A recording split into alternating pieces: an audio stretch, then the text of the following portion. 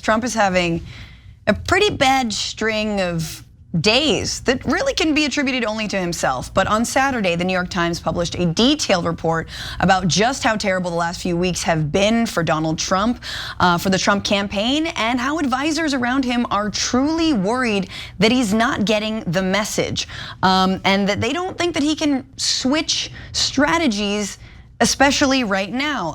This is the headline inside the worst 3 weeks of the Donald Trump's 2024 campaign. Obviously, he's real pissed about this one. This is another Maggie Haberman hit. Haberman Swan hit. Used to be my best friend, no longer. According to the report, he's been in a terrible mood in the last few weeks, taking it out on Harris, both in public and private. In private, he's called her nasty on Fox and Friends in public, and a bitch repeatedly in private, according to two people who's heard the remarks on different occasions. He's real pissed still about Joe Biden stepping down. Didn't think it would happen because it's something he himself would never do for the good of the country. Not gonna happen. He's been disoriented, according to sources. The people around Trump see a candidate knocked off his bearings. Nothing like the man who reclined serenely on July 15th as he watched the thousands of delegates cheering him on the first night of the Republican National Convention.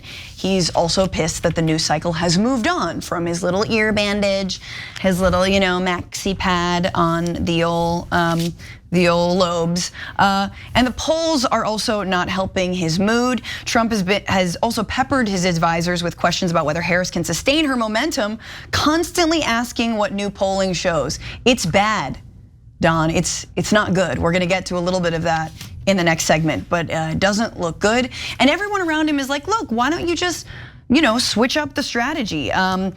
Maybe we can take back the narrative. And according to a wealthy donor, there was a dinner earlier this month. Harrison Lefrak, the scion of a New York real estate family whose father is an old friend of Trump, asked how Trump planned to take back the narrative from Democrats and what his positive vision for the country would be. It appeared to be a request for reassurance, and Trump provided none. Instead, according to the report, he criticized Harris on a range of fronts before adding, "I am who I am." And honestly, I think he's telling the truth there. Again, at that dinner, he sort of pushed back against the idea that he had been changed since the assassination attempt. He told donors that the news media had been incorrectly suggesting he had mellowed since the assassination attempt. "I'm not nicer," he said, according to one person in attendance.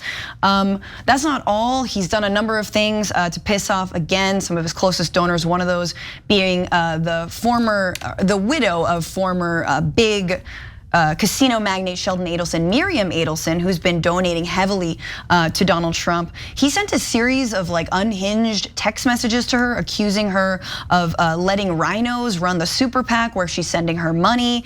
And apparently, according to the report, that actually was encouraged. The text messages were encouraged by another Trump donor, Ike Perlmutter, who is the former chairman of Marvel Entertainment, who had hoped in vain that Adelson would actually contribute to his PAC. So just petty, random donor stuff that Trump's getting mired in. So that's not helping, especially because they really need Adelson's money for this. So he is not doing well right now. Hey, don't scroll away. Come back. Because before the video continues, we just want to urge you to lend your support to TYT. You power our honest reporting. You do it at tyt.com/team, and we love you for it. The guy can't pivot. The guy cannot pivot on anything. And I think some of his closest advisors, look, last week the rats were jumping ship, right? We know that Nick Fuentes, you got Joe Rogan, people who honestly I wouldn't want on my team at all are saying, nah, we don't even like this election anymore. We don't like Trump anymore. Yeah, I mean, for a variety of both sane and insane reasons. I wouldn't be too worried about losing Nick Fuentes, and he hasn't. Fuentes is so happy that he's a Nazi and got to go to dinner with Trump. I mean, it's just unbelievable. How are we still having a conversation about this lunatic and how we might put him back in the White House? But all right, let's get into this. So I'm gonna come back to the topic of how he called Kamala Harris a bitch, apparently behind the scenes, and there's a secret part of these conversations that I want to talk about too, that I actually could get him in a lot of trouble, but it's not for that word. But first, let's talk about what Franny brought up. I told you guys, even when we were at the RNC, they did this entire convention around trying to make him seem nicer. And I said, it'll never work because he's not a nice person. You guys are totally making this up and he cannot control himself. So they framed 4 days straight of, oh, you'll never believe it. After the shooting, he's a changed man. And oh my God, he once hugged a child. I'm like, all right, okay, good luck with that. Because the lunatic's gonna speak, and when he does, he's gonna be like, I hate everyone, I'm so angry, Kamala's a bitch, right? Like, of course. Okay, so this is not a big told you moment, because anybody could have seen this coming, apparently except his entire staff, who are still knuckleheads and think we could change this guy. All right, now in terms of how is this affecting his campaign, it's a disaster. Now, remember, Biden was at a -15 on approval rating, so he was in a disastrous area, and Trump was coasting the victory. Now Kamala Harris is at a +2. That's a 17-point swing for the Democratic ticket. Okay, so that's just gigantic. It's as big as any I have ever seen in covering campaigns in terms of the swing, and in that speed in about 2 weeks. 2 weeks. Okay, so now understandable because you have a new candidate, and the old candidate had massive problems, right? So now Trump all of a sudden finds himself at -10 on likability against Kamala Harris. Oh my God, he's losing his mind because he thinks the world loves him. And he's like, Kamala Harris, have you seen her? She's a woman, a black woman. Black's such an Indian. I mean, when did she turn black? But she turned black recently. So, I mean, this is great. I'm losing to her. A -10 on likability? Because remember, he's a billionaire, theoretically. So he surrounds himself with people who kiss his ass 24/7. And if they don't kiss his ass, he immediately fires them. He's like, did you just not kiss my ass 3 times? Only twice? You're fired, right? So he thinks in his world, he's the most popular guy in the world. So that's part of why he's coming apart at the seams. And he can't adjust. He had a whole campaign built on Biden's too old. Now all of a sudden his opponent is 20 years younger than him. And she's saying he's too old. And he's like, does not compute, have tiny mind, cannot adjust. So he's going back to his hits. Oh, she's just turned black. Whatever the hell that means, right? She's really nasty, which she says openly, right? Oh, by the way, we brought our nasty shirt back. ShopTYT.com.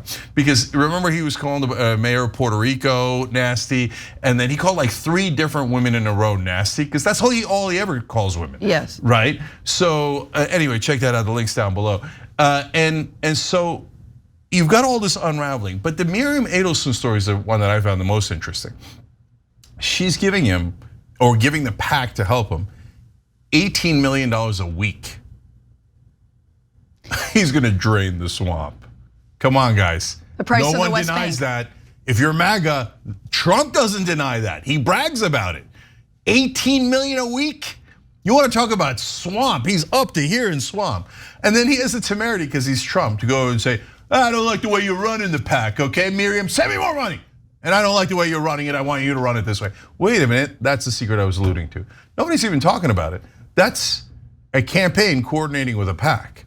Totally illegal. Right there, right there. Massively illegal, and it's right there. He's sending texts saying, not only get rid of your directors, obviously illegal, but here's the kind of campaign you should be running, massively illegal.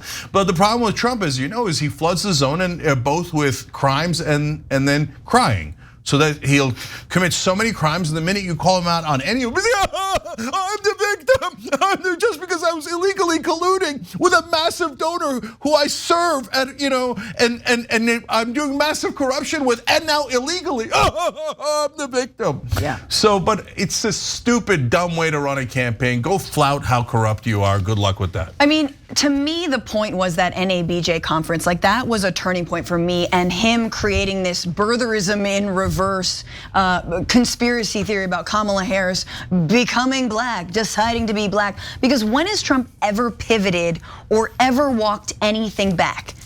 Ever. He's never done it in the history of his political career, and it's worked out for him. Hey, he was president for 4 years, right? Like that, it worked. But it isn't actually working with undecideds who also don't want the drama. You're nothing but drama. You're nothing but hate. You're nothing but name calling. You have to take Kamala Harris seriously as much as you hate it because she's a woman, she's a black woman, she's a new candidate, she's young, right?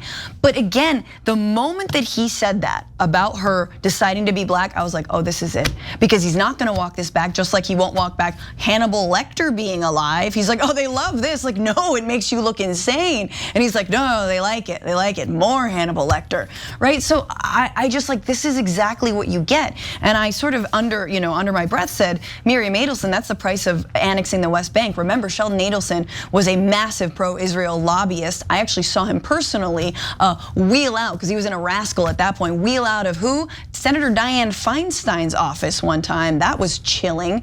He gave to both Democrats and Republicans, and specifically for Donald Trump this time around, the exchange is, oh, we want you to support Israel in annexing all of the West Bank.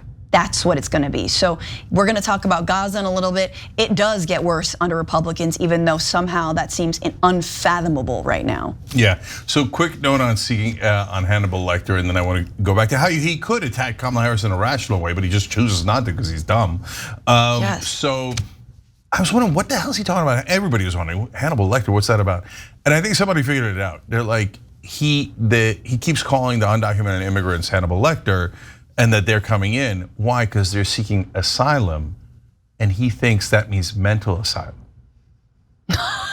That's why he keeps talking about how other nations are emptying their mental inmates, mental patients. Oh my God. And that's why Hannibal Lecter's coming in, because he thinks that's what asylum means. He's so preposterously stupid, guys. So he hasn't even seen Silence of the Lambs. Terrible. Okay, yeah. So look, we have enormous credibility here because we said our candidate was problematic. Joe Biden couldn't talk, couldn't walk, couldn't get a sentence out. How's he gonna run the country for 4 years? We were honest about that. Are the right wingers honest about Trump's problems? Look, here's how Trump could attack Kamala Harris with more honesty. He could say she's empty. Now you could say, oh, I disagree with that. She did a lot as Attorney General and Senator, blah, blah, blah. Okay, but it's something that could work. He could say that she's a flip-flopper. That's actually kind of true, right? There's a couple of other lines of attack where you go, huh? And how about immigration and crime and blah, blah, blah, because those are important issues and ones that are leaning Republican. There's rational ways to do a normal political attack that could take her numbers down. But he won't do it because he's preposterously stupid. Instead, he's like, she's nasty. What is, like of all the things Kamala Harris is, nasty? She's not nasty. I mean, she's almost laughs too much. Where's the nasty? Right. Like it makes no sense at all. He just has no other word other than the one he's using behind the scenes for women when he's talking to them. And it's obvious, guys. And if you're not like that and you think, well, you're projecting onto Trump like, no, he can't mean it that way. Remember, he's like 200 years old. So back then, that's like a woman challenging a man when he was growing up. He's almost part of the silent generation. Sure. Like beyond the greatest generation. He's so old. So when he was growing up, any woman who spoke up was nasty. So that's the attitude he's got in his head. I don't particularly care that he used the B word behind the scenes. B word, whatever. Okay, like I'm not particularly offended by it. If I'm Kamala Harris, I feel good about it because he looks like a misogynistic ass. So like my feelings aren't hurt, but it's just terrible strategy. Yeah, especially with donors, like, and especially with advisors. That's not what you want to hear. I just quickly want to say, because one of the best parts of this entire article is speaking about JD Vance, and apparently during a discussion of the word creepy, right, and how like, or not creepy, excuse me, weird. I want it to be creepy, but how Democrats are deploying weird, and then Tim Walz is saying weird all over the place. Trump had this to say after a donor at a roundtable discussion asked about Democrats trying to paint Republican ticket as weird. Trump replied, not about me. They're saying that about JD. You're so hilarious. It's JD, not me. He is kind of weird. Like, what is he? Why would you say that about your own pick? Okay, and secondly, brother, I got news for you. You're weird too. Okay, and when you say things like that, you schmuck, it signals to the Democrats, oh great, call him weird too. It'll drive him out of his mind. And then he'll pretend that Kamala Harris isn't a woman. Oh right, they did that with Michelle Obama already. Okay, so there is no end to their insanity, but the more insane they are, the more they turn off independent voters, voters that were undecided, voters that didn't like Biden or Trump. there was a ton of what they call double haters. They're turning into single haters. Yes, they and are. that's Trump. So he could not be playing this worse. As I say all the time, if you're a right winger, you should be more mad at Trump than we are. Yeah. Because he's blowing this election. Thanks for watching the Young Turks. We really appreciate it. Another way to show support is through YouTube memberships. You'll get to interact with us more. There's live chat emojis, badges. You've got emojis of me, Anna, John, JR. So those are super fun. But you also get playback of our exclusive member-only shows and specials right after they air. So all of that, all you gotta do is click that join button right underneath the video. Thank you.